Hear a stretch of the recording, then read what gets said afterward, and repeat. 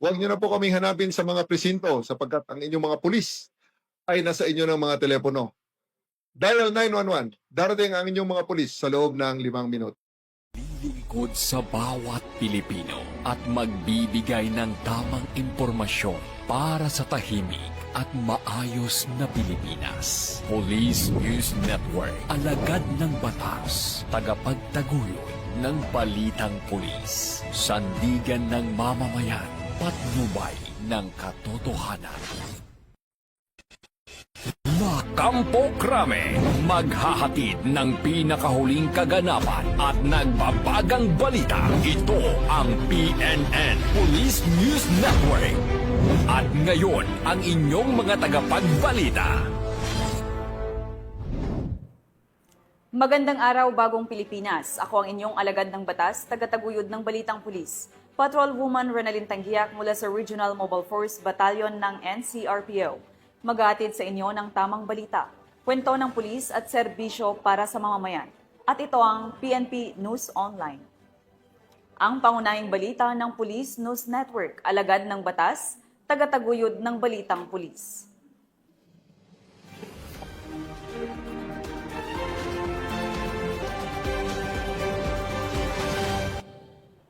Ngayon ay araw ng Sabado at narito ang mga balitang nakalap ng ating PNN correspondents sa loob ng linggong ito.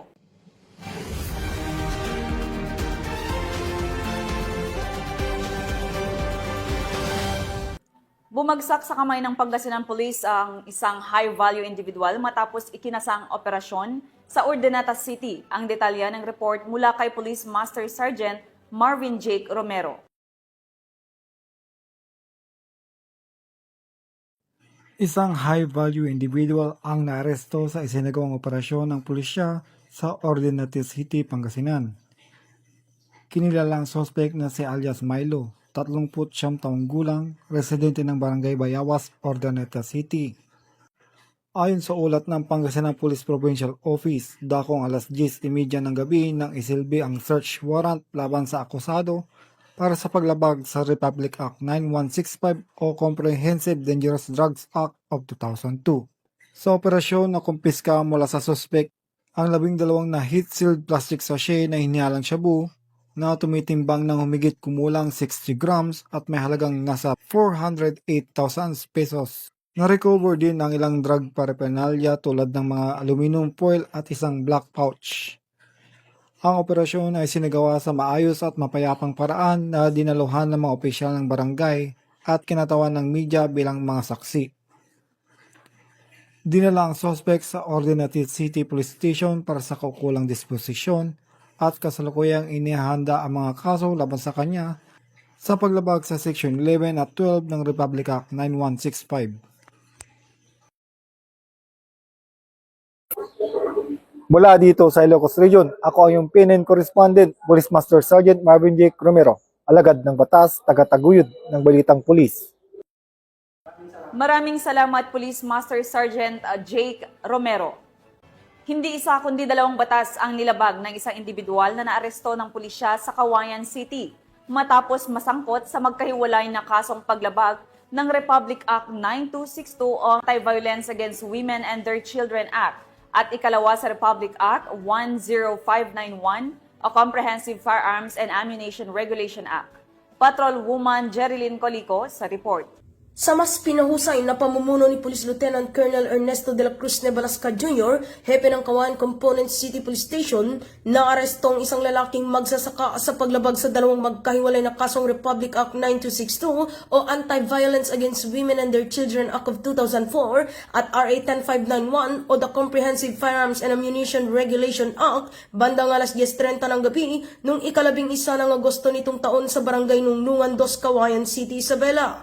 Ang naturang suspect ay kinilalang si alias Ferdy, nasa hustong gulang, may asawa, magsasakat residente ng nasabing lugar.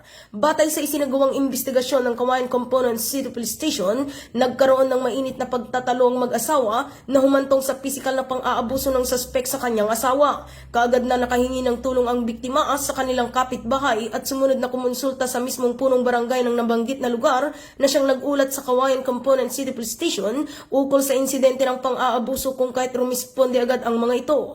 Nang sila ay makarating sa lugar, natuklasan nilang tumakas ang suspect patungo sa kanyang sakahan sa nabanggit na barangay. Kaagad namang nagsagawa ng hot pursuit operation katuwang ang mga barangay officials. Pagdating nila sa nabanggit na sakahan, tumanggi ang suspect na papasukin sila sa kanyang bahay na naging dahilan upang pwersahin ng mga tauhan ng Kawayan Component City Police Station na sirain ang kanyang pintuan at kaagad na arestuhin ang suspect. Sa loob ng bahay ay napansin din nila ang maliit na klase ng baril sa ilalim ng kanyang kama kung kaya't nakuha mula sa pag-iingat at kontrol ng suspect ang isang unit ng caliber 45 pistol na may tatak na The Ranger 1911A1 Imperial Defense Services Ltd London, England na may kasamang isang magazine na kargado ng 7 live ammunition ng kaparehong caliber, 6 na piraso ng basyo ng caliber 45 at isang piraso ng plastic sachet o ice bag. Kaagad na ipinaalam sa suspect ang dahilan ng kanyang pagkaaresto at binasahan ng kanyang mga karapatan bilang isang akusado alinsunod sa saligang batas. Matapos ang operasyon ay isinagawa ng maayos at masusing inventaryo at pagmamarka sa mga nakumpiskang ebidensya sa mismong lugar ng pinangyarihan sa harap ng suspect na nasaksihan ng punong barangay at mga barangay kagawad ng nabanggit na barangay. Pagkatapos ay kaagad din dinala ang suspect sa impila ng Kawayan Component City Police Station para sa dokumentasyon at tamang disposisyon para sa pagsasampa ng kaukulang kaso. Mula dito sa Lambak ng Cagayan, ako ang inyong Police News Network Correspondent, Patrolwoman Jerilyn Colico, alagad ng batas, tagataguyod ng balitang pulis. Maraming salamat, Patrolwoman Colico. Isang dating kasapi ng Communist Terrorist Group ang kusang loob na sumuko sa mga otoridad sa Bulacan. Kalakip ang isinuko niyang baril bilang patunay ng kanyang pagbabalik loob sa pamahalaan. Patrolwoman Mildred Tawagon, ibalita mo. Isang dating kasapi ng Communist Terrorist Group ang kusang loob na sumuko sa 1st Provincial Mobile Force Company Headquarters sa Camp General Alejo S. Santos, City of Malolos, Bulacan. Kinilala ni Police Major Norheda Usman, officer in charge ng Bulacan 1st Provincial Mobile Force Company, ang nagbalik loob na si alias Kamar, 39 taong gulang na residente ng Barangay Bangkal, May Kawayan City, Bulacan. Ang pagbabalik loob ay bunga ng matagumpay na pakikipag-ugnayan at negosasyon ng mga tauhan ng 4th Platoon 1st Provincial Mobile Force Company kasama ang Malolos City Police Station, Bulacan PIU, 17th Infantry Battalion ng Philippine Army at 301st Maneuver Company ng Regional Mobile Force Battalion 3. Bitbit ni alias Kamar sa kanyang pagsuko ang isang hindi lisensyadong Smith & Wesson caliber 38 revolver na walang serial number kasama ang 5 live ammunition. Bilang bahagi ng programa para sa mga sumukong rebelde, nakatanggap din siya ng paunang tulong pinansyal at food packs mula sa kapulisan. Sa kasalukuyan, siya ay nasa kustudiya ng Bulacan 1st Provincial Mobile Force Company para sumailalim sa wastong dokumentasyon at tactical interrogation. Patuloy ang Bulacan PNP sa ilalim ng pamumuno ni Police Colonel Angel L. Garciliano, Acting Provincial Director ng Bulacan Police Provincial Office sa pagpapatupad ng mga programa at operasyon upang hikayatin ang iba pang miyembro ng CTG na magbalik loob, talikuran ang maling ideolohiya at mamuhay ng mapayapa, kaayon ng mga programa at alituntunin ng ating pamahalaan. Mula dito sa Bulacan Police Provincial Office, ako ang inyong PNN Correspondent, Patrolwoman Mildred A. Tawagon, alagad ng batas, tagataguyod ng balitang pulis. Maraming salamat, Patrolwoman Tawagon. Walang takas ang isang street-level individual matapos maaresto sa ikinasang bypass operation sa Santa Cruz, kung saan nakumpiska ang tinatayang 125,000 halaga ng hinihinalang shabu. Yan ang tinutukan ni Patrolwoman JV Marie Famoso. Arestado ang isang street-level individual sa ikinasang bypass operation ng Santa Cruz Municipal Police Station sa Santa Cruz, Laguna. Kinilala ni Laguna Police Provincial Director Police Colonel Jonar R. Yupio ang suspect na si alias Pepe, residente ng Santa Cruz, Laguna. Ayon sa ulat ng Santa Cruz MPS, sa pamumuno ni Police Lieutenant Colonel Alexander S. Alvarez, officer in charge, dakong alas 11:30 ng gabi isinagawa ng kanilang Drug Enforcement Unit ang operasyon sa sitio Maulawin, Barangay Santissima Cruz. Naaresto ang suspect matapos itong magbenta ng hinihinalang shabu sa isang pulis na nagpanggap na pusher buyer kapalit ang bypass money. Nasamsa mula kay alias Pepe ang 5 piraso ng small, heat-sealed transparent plastic sachet na naglalaman ng humigit kumulang 18.40 gram ng hinihinalang shabu na tinatayang nagkakahalaga ng 125,120 pesos. Isang piraso ng 500 peso bill na ginamit bilang buy-bus money at isang coin purse. Kasalukuyan, nasa kustodiya ng Santa Cruz MPS ang sospek habang hinihahanda ang mga dokumento para sa pagsasampa ng kasong paglabag sa Republic Act 9165 o Comprehensive Dangerous Drugs Act of 2002. Ang pagkakaaresto ng sospek na ito ay alinsunod sa direktiba ng ating pambansang hepe ng pulisya na si Police General Nicolas D. Torre III na palakasin ang mga operasyon kontra illegal na droga. Ito ay upang mailigtas ang ating mga kababayan, lalo na ang mga kabataan na maaaring maging biktima ng illegal na droga. Mula dito sa Calabarzon, ako ang inyong Police News Network Correspondent, Patrolwoman Jevie Marie Famoso, alagad ng batas, tagataguyod ng balitang pulis. Maraming salamat, Patrolwoman Famoso. Sa ikinasang bypass operation ng mga otoridad sa bayan ng Taytay, Palawan, nasakote ang isang lalaki matapos mahuling aktong nagbebenta ng hinihilalang shabu.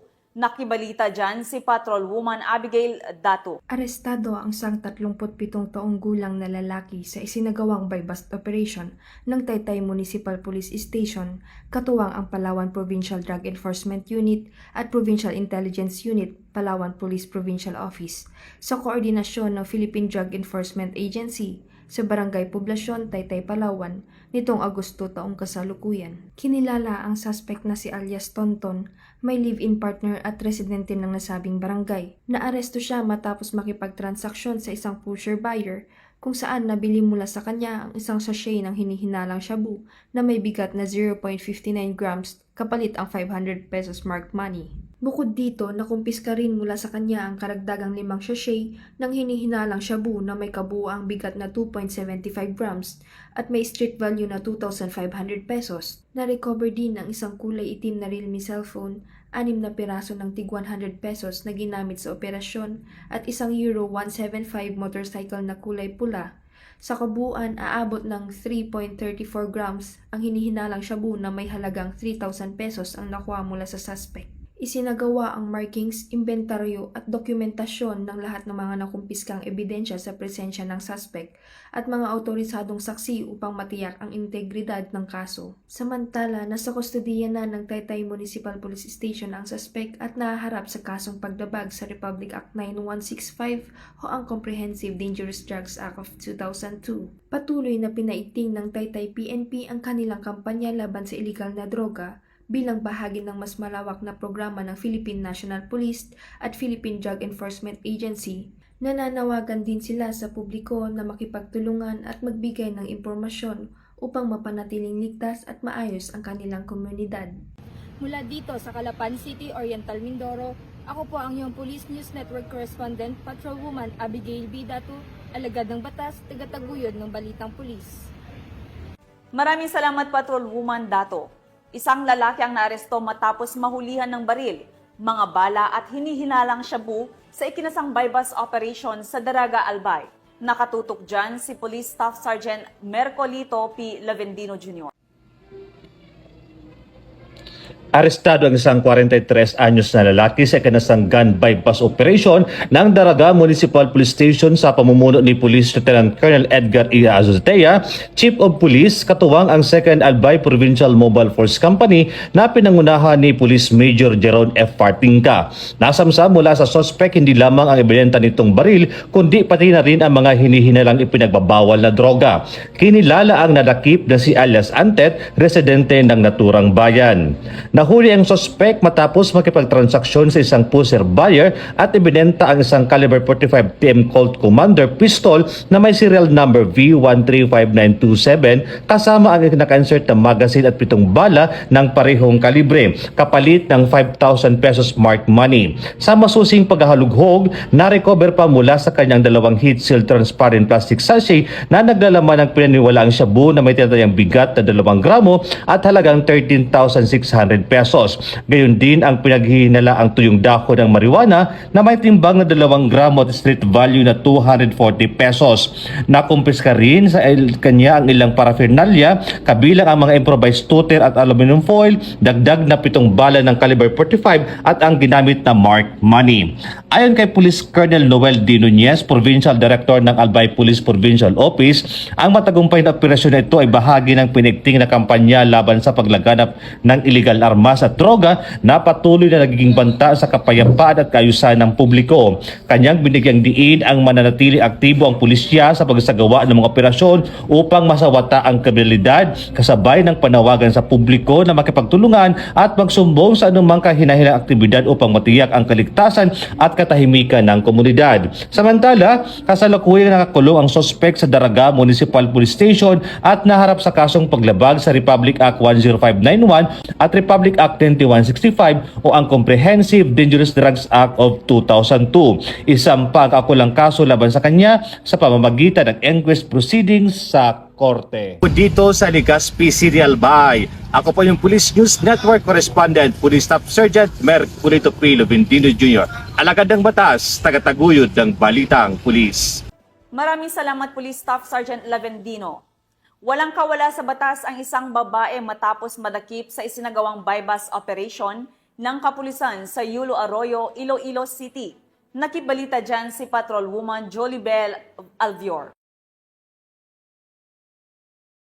Matapos ang ilang linggong pagmamanman, tuluyang nasa kote ng mga operatiba ang isang street-level individual sa ikinasang bypass operation ng Station Drug Enforcement Team ng Iloilo City Police Station 1 sa isang boarding house sa Barangay Yulo Arroyo, Iloilo City proper. Bandang alas 11:50 ng gabi nito lamang 17 ng Agosto taong kasalukuyan. Kinilala ang suspect sa alias na Nene Rose, 31 anyos, isang freelance sex worker at residente ng Barangay Bulilao, Mandurriao, Iloilo. Ayon kay Police Captain Melchor Tolentino, officer in charge ng ICPS 1, mariing itinanggi ng arestado na siya ay nagbebenta ng iligal na droga, ngunit inamin niyang gumagamit siya nito. Ayon pa kay Police Captain Tolentino, sa investigasyon ay napag-alaman na nagmumula sa distrito ng La Paz, Iloilo, ang mga drogang ibinibenta ng suspect sa kanyang mga parokyano sa Barangay Yulo Arroyo at Bulilao, Mandurriao. Sa patuloy na investigasyon, lumalabas na inutusan lang siya upang magatid ng iligal na droga sa kanyang mga customer. Dagdag pa ng suspect, karaniwan niyang ginagamit ang cellphone sa pakikipagtransaksyon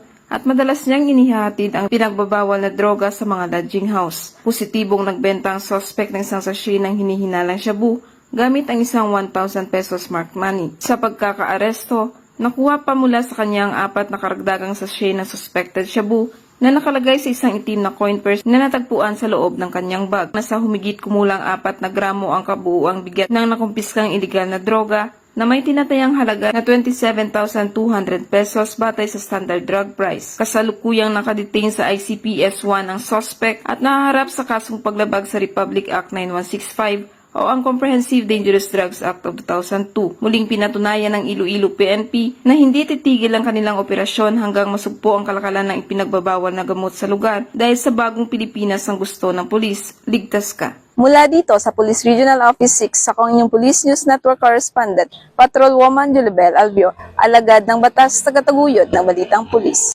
Mahigit 140,000 halaga ng hinihilalang shabu ang nasamsam mula sa 4 na street-level individuals sa magkahiwalay na operasyon ng kapulisan sa Cebu City. Ang buong detalye ng report mula kay Patrolwoman Annalyn Canoo. Aabot sa mahigit 140k na halaga ng hininalang shabu ang nasamsam ng mga operatiba sa dalawang maghiwalay na bypass operation nitong 16 ng Agosto sa taong kasalukuyan sa Cebu City. Unang isinagawa ang operasyon dakong alas 7:50 ng gabi sa Barangay Basak, Pardo, Cebu City, kung saan nadakip sina alias Awing, 52 anyos at alias Juhare, 24 anyos. Sila ay kabilang sa listahan ng street-level individuals sa mga otoridad. Sila ay nahulihan ng 7 sachet ng hinalang shabu na may kabuuang timbang na 10.20 na gramo at may halagang 69,360 pesos at bypass money. Kasunod dito, pasado alas 8:55 ng gabi, isa pang operasyon ang kinasa sa Barangay Inayawan, Cebu City na nagresulta sa pagkakaaresto sa dalawang sospek na sina alias Alan, 45 anyos at alias Siboy, 35 anyos, na kabilang din sa listahan ng street-level individuals. Nakuha mula sa kanila ang 12 sachet na hinalang shabu na may tinatayang kabuang timbang na 10.44 na gramo at may standard drug price na 70,992 pesos at buy-bus money. Ang dalawang operasyon ay pinangunahan ng mga tauhan ng Police Station 7 Cebu City Police Office sa pangunguna ni Police Captain Troy John Lalamunan, officer in charge. Ang mga sospek ay pansamantalang nakakulong sa nasabing tanggapan habang nihanda ang mga kaso isasampa laban sa kanila. Dangerous drugs continue to destroy lives of individuals and our communities. It also destroys dreams, homes, and increase criminal activities. Let us unite in protecting our barangays, refuse drugs, and embrace a future filled with safety, wellness, and hope. Stay alert, stay clean, report illegal drug activities to the authorities. Every report matters. Patuloy ang maigting na kampanya ng pulisya kontra illegal na droga bilang bahagi ng kanilang advokasya para sa mas ligtas na komunidad sa Cebu City. Mula dito sa Cebu City, ako ang inyong Police News Network Correspondent, Patrolwoman Annalyn N. Canoog, alagad ng batas, tagataguyod na balitang pulis. Nakumpiska ang mahigit 2.8 milyong pisong halaga ng smuggled na sigarilyo sa isinagawang operasyon ng Criminal Investigation and Detection Group sa Zamboanga City. Alamin ang iba pang impormasyon mula kay Patrolwoman Joyce Franco. Nasamsam ng mga operatiba ng CIDG Zamboanga CFU, katuwang ang Bureau of Customs at Zamboanga City Police Station 11 ang nasa 50 master cases ng hindi dokumentadong imported na sigarilyo sa isinagawang operasyon sa Zamboanga City Public Market, Poblasyon, Zamboanga. Tinatayang aabot ng 2,865,000 ang kabuang halaga ng nakumpiskang sigarilyo na kinabibilangan ng 14 na master cases ng Ray Cigarette, 13 master cases ng Marlboro Gold, 10 master cases ng Mighty Menthol Cigarettes, 7 master cases ng Gift Cigarettes, 4 na master cases ng Marlboro Cigarette, 1 master case ng Marlboro Red, at 1 master case ng Ray Cigarette. Nadiskubre ang mga kontrabando matapos ang natanggap na impormasyon mula sa isang concerned citizen hinggil sa pansamantalang imbakan ng mga smuggled na sigarilyo sa naturang pamilihan. Sa agarang aksyon ng mga kapulisan, natagpuan ang mga kontrabando sa stall number 76 ng Building F sa loob ng Zamboanga City Public Market. Ayon sa ulat ng Office of the Market Administrator, ang nasabing stall ay nakarehistro sa pangalan ng isang Kalmi Hakinan. Isinagawa ang inventaryo ng mga nakumpiskang produkto sa harap ng mga saksi na sina Honorable Alsamer Jafar, Barangay Kagawad ng Poblasyon Zone 4. Patuloy ang investigasyon upang matukoy ang iba pang sangkot sa operasyon ng smuggled na sigarilyo. Tiniyak ng Police Regional Office 9 Zamboanga Peninsula ang kanilang patuloy na pagpapatupad ng mandato na protektahan ang Zamboanga Peninsula laban sa mga iligal na kalakalan sa pamamagitan ng mas pinaigting na pagpapatrolya at koordinasyon sa iba't ibang ahensya ng pamahalaan. Patuloy na iimbestigahan ng kaso para sa posibleng pagsampa ng kaukulang reklamo laban sa mga sangkot. Mula dito sa Zamboanga Peninsula, nagbabalita ako ang inyong PNN Correspondent, Patrolwoman Joyce Franco, alagad ng batas, tagataguyod ng balitang pulis. Maraming salamat, Patrolwoman Franco. Sa halip na nasa paaralan, kulungan ang bagsak ng isang estudyante matapos maaresto sa ikinasang bypass operation ng mga otoridad sa Osamis City. Patrolwoman Sara Vem Batomalaki sa balita.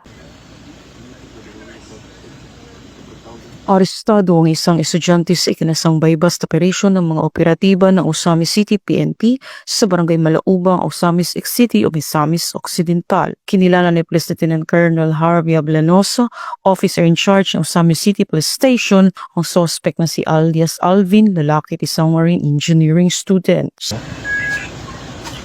sa ikinasang drug buy-bust operation ng mga operatiba ng Usami City Police Station ay nasamsamang 14 na pakete ng hinihinalang shabu na may bigat na 4 na gramo at may street value na 27,200 pesos at isang 500 peso bill na ginamit bilang buy-bust money. Naharap ang suspect sa kasong paglabag sa RA 9165 o Comprehensive Dangerous Drugs Act of 2002. Mula dito sa Camp Capistrano, Busa, Cagayan de Oro City, ako ang iyong PNN correspondent, Patrolwoman Sara Bemba Tumalaki, alagad ng batas, tagataguyod ng balitang pulis. Maraming salamat, Patrolwoman Bato Malaki. Walang kawala sa batas ang isang minero matapos itong mahuli sa isinagawang drug buy-bust operation ng nabunturan PNP sa Davao de Oro. Ang balita mula kay Patrolwoman Daphne Pasaol. Arestado ang isang drug suspect sa sinagawang buy-bust operation ng mga operatiba ng Nabunturan Police Station sa Purok 10, Barangay Mainit, Nabunturan, Davao de Oro, nito lamang Agosto 18 taong kasalukuyan. Kinilala ang suspect na si alias Lods, 28 anyos na minero at residente ng nasabing lugar. Mula sa kanya, nakuha ang 4 na pakete ng hinihinalang shabu na nagkakahalaga ng humigit kumulang 6,800 pesos. Nahaharap ngayon ang suspect sa kasong paglabag sa RA 9165 o Comprehensive Dangerous Drugs Act of 2002.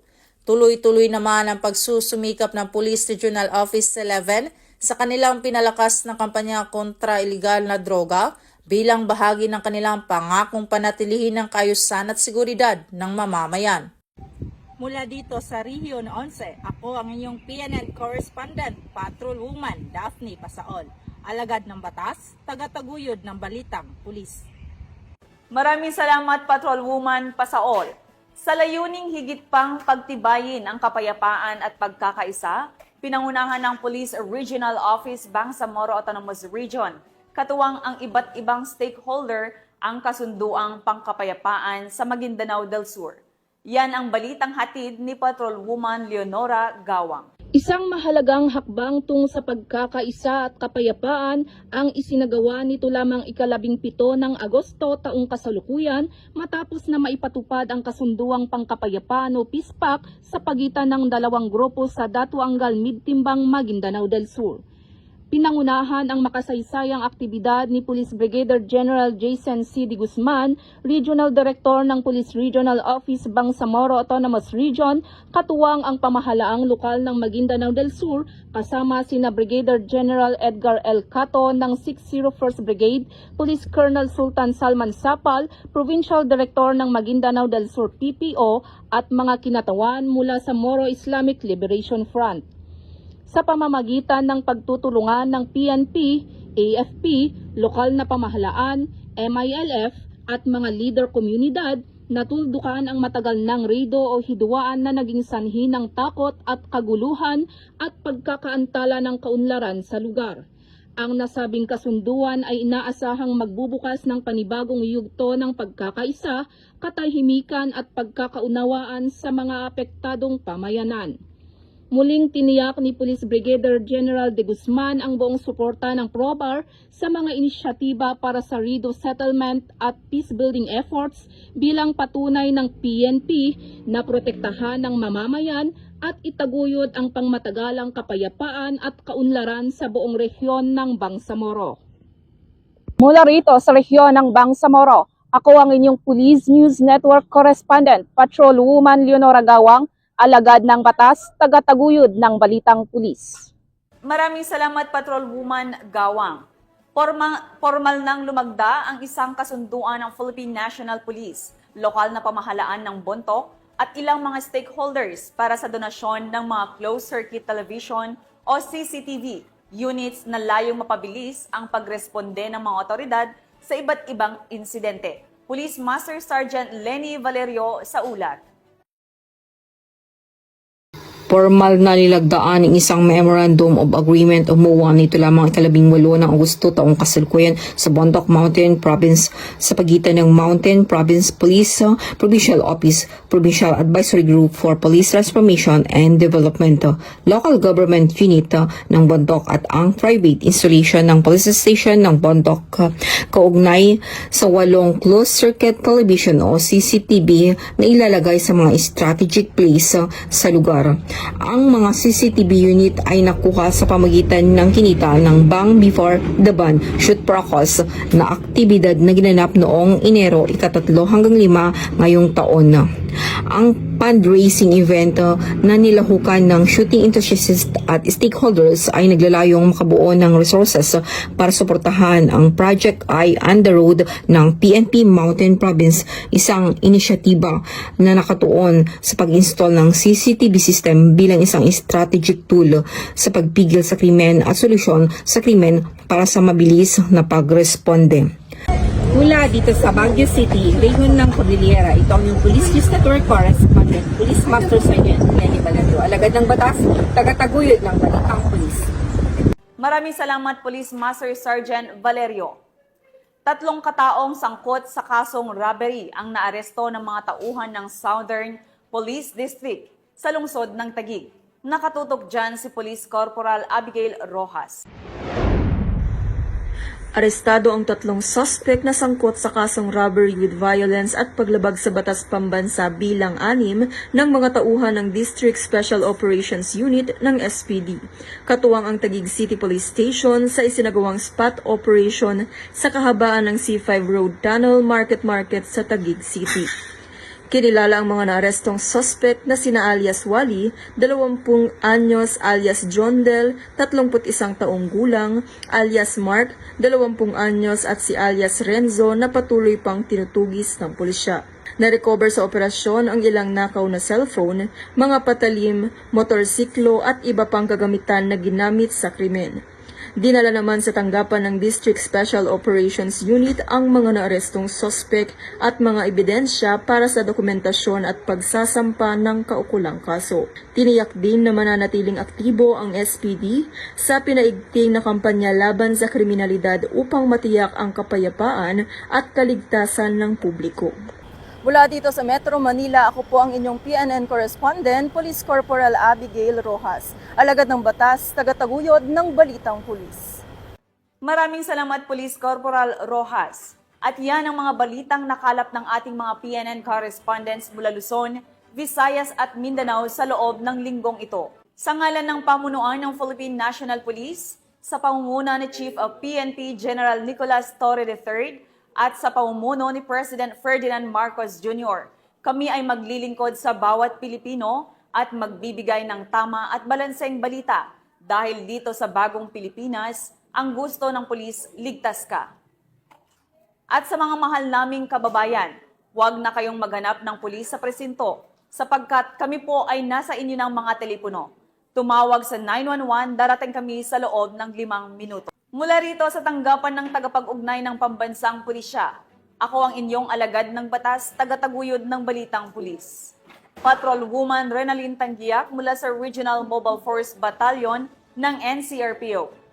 Maghatid ng tamang balita, kwento ng pulis at serbisyo para sa mamamayan. At ito ang PNP News Online, ang pangunahing balita ng Police News Network.